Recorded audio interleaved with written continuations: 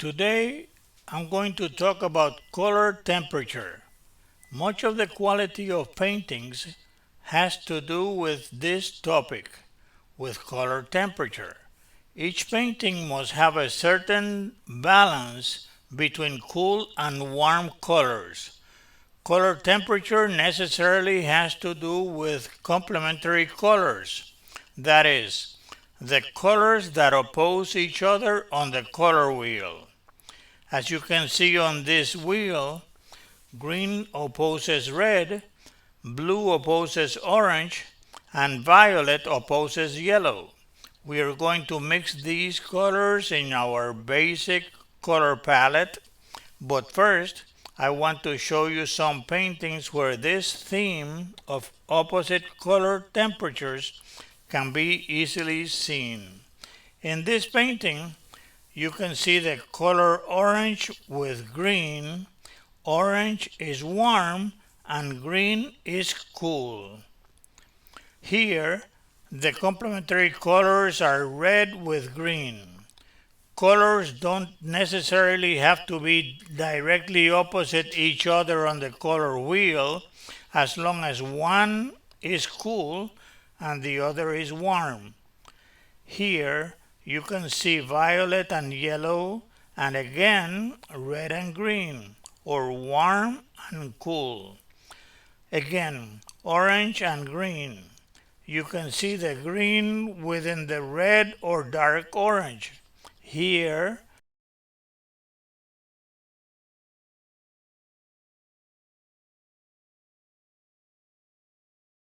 red opposes green, complementary colors. All of this has to do with the opposition of temperatures, orange and green, or blue and orange.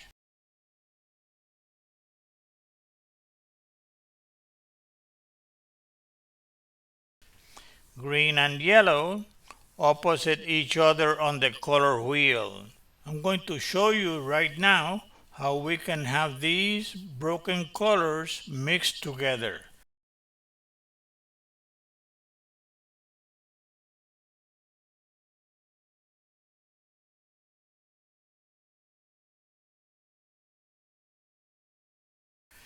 Many students are afraid of mixing complementary colors. They think it will dirty the color, but we'll see right now that it doesn't necessarily have to result in a dirty color.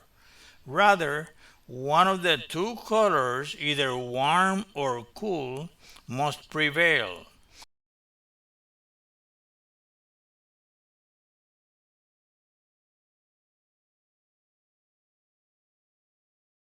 Even in the portrait, as you can see, orange and green, and then it's lightened with white. Here, yellow and green, and it's lightened with white. Here we have the color wheel.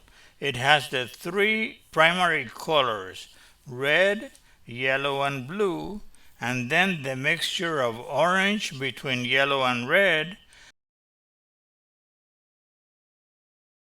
the mixture of green between yellow and blue, and a mixture of violet between red and blue. You can see that violet is a bit close to brown. That's a difficulty with mixing red and blue colors. When you mix them, you don't necessarily get a violet.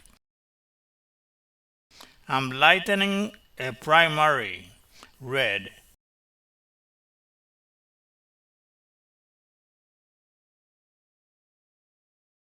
And here I'm lightening ultramarine blue. Be careful not to add too much white so you don't end up with chalk, which is a lifeless color.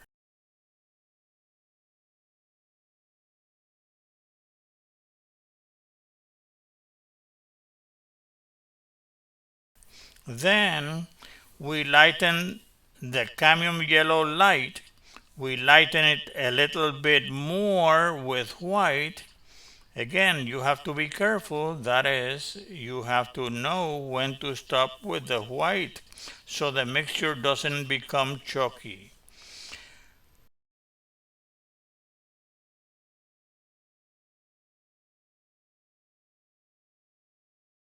This is alizarin crimson, which is reddish violet.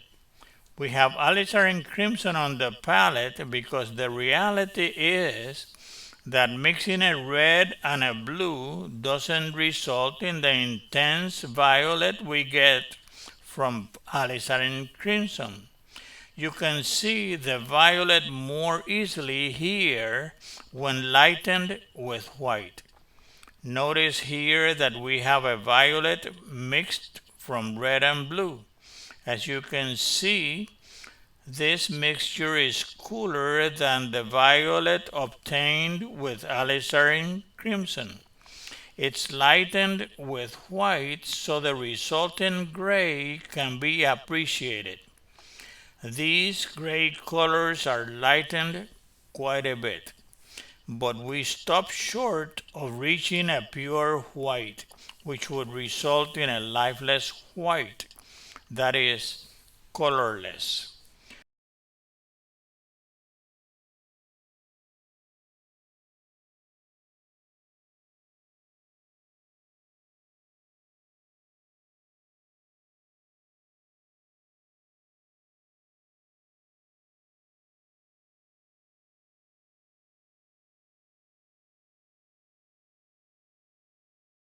To the green, which was mixed with cadmium yellow light and ultramarine blue, we are going to add a little bit of red, which is the complementary color, so you can see how a chromatic gray is mixed. A beautiful gray, very different from mixing a gray with black and white, which results in a gray with little interest, a bit boring. We add a little red here, observing the amount of red we add so as not to overdo it, seeking a balance between green and red.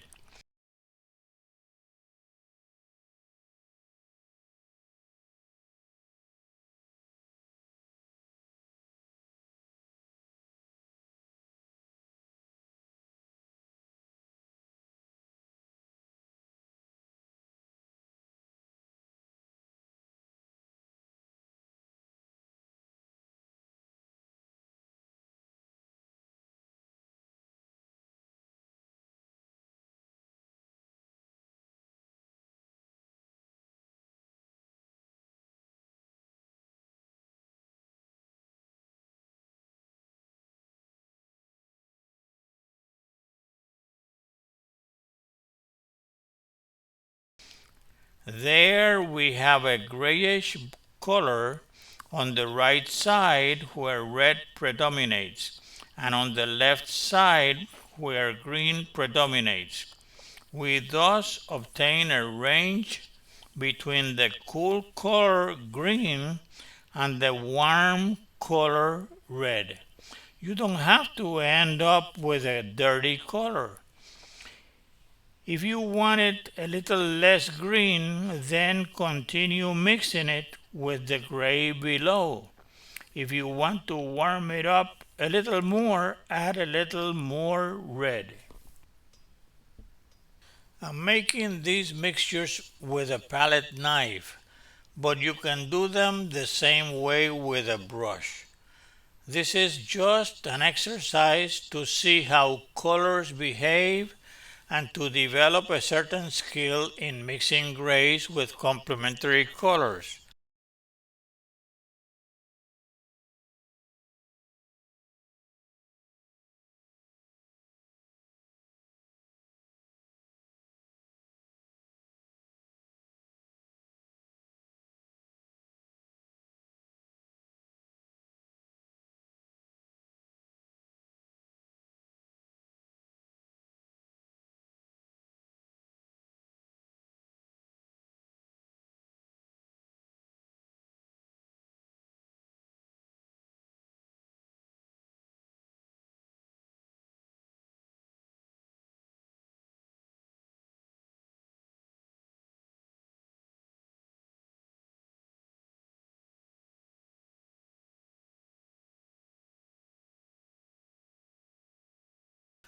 This is orange mixed with red and cadmium yellow light. You don't have to have this orange on your palette. You can mix it with cadmium red and cadmium yellow light. Now we're going to add a little bit of ultramarine blue. The tone will necessarily darken. And as you can see, it also becomes grayer because we are mixing two complementary colors. I'm looking for a balance between the orange and the blue so that the blue prevails on the right. I'm looking for a transition between the two colors, warm on the left and cool on the right. I darken it a little more with the ultramarine blue. It all depends on how much you need to darken or lighten the mixture. If you need to lighten it, you can do so with a little bit of white. You can see the beautiful gray that appears on the other side, a light warmer gray. You see warm on the left and cool on the right.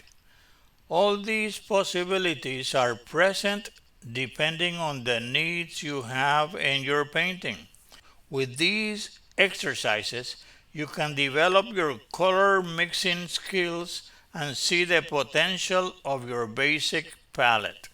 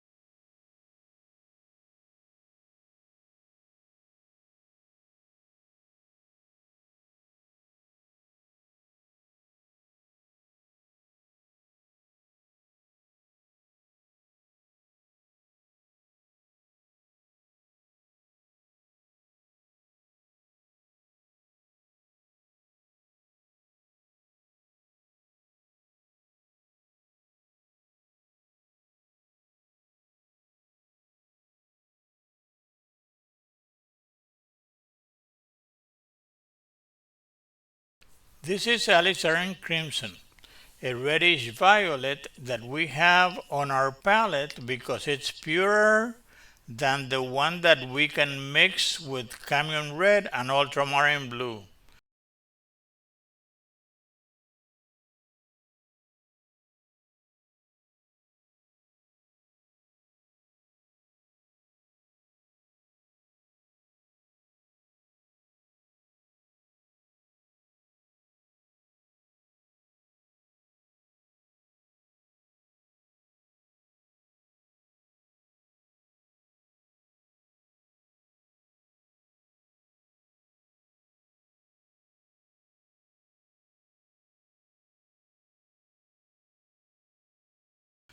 We get an orange when we mix it with cadmium yellow light.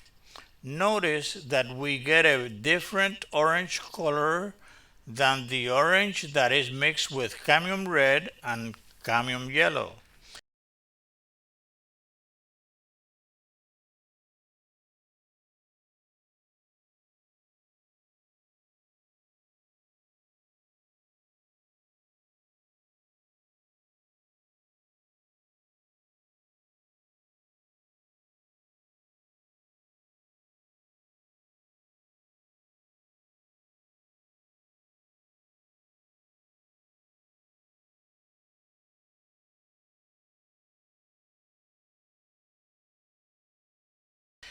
Now we have a mixture of ultramarine blue and cadmium red.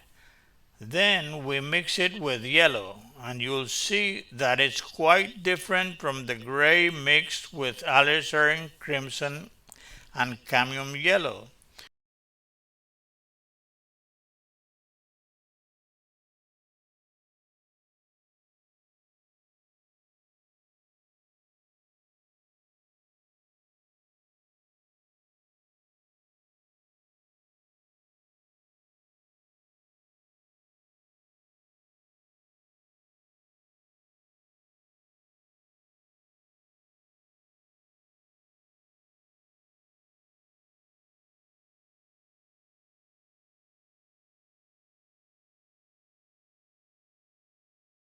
We can darken and cool it a little with more of the blue and red mixture.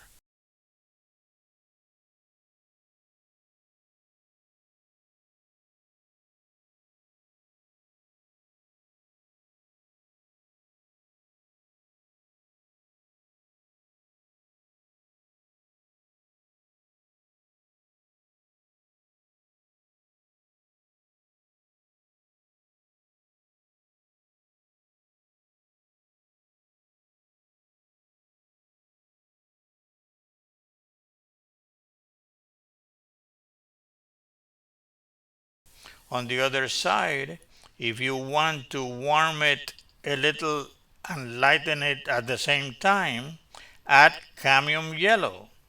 It's important that you do all these exercises on your palette so you can see all the possible gradations that can be obtained with a palette of basic colors.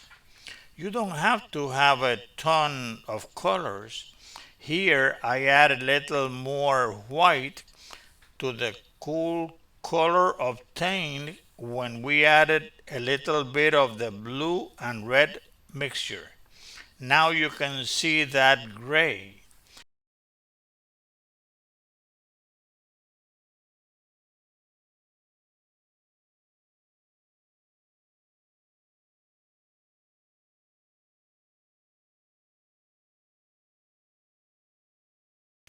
Again, I remind you to learn to stop before adding too much white on the warm side of the mixture. Always keep in mind the three primary colors, yellow, red, and blue, and the three secondary colors, orange, green, and violet. Once you keep these primary and secondary colors in mind, there are six colors. Their interactions will become easier. Instead of thinking of thousands upon thousands of colors or getting confused by an immense number of colors. With this, we conclude the demonstration on color temperature.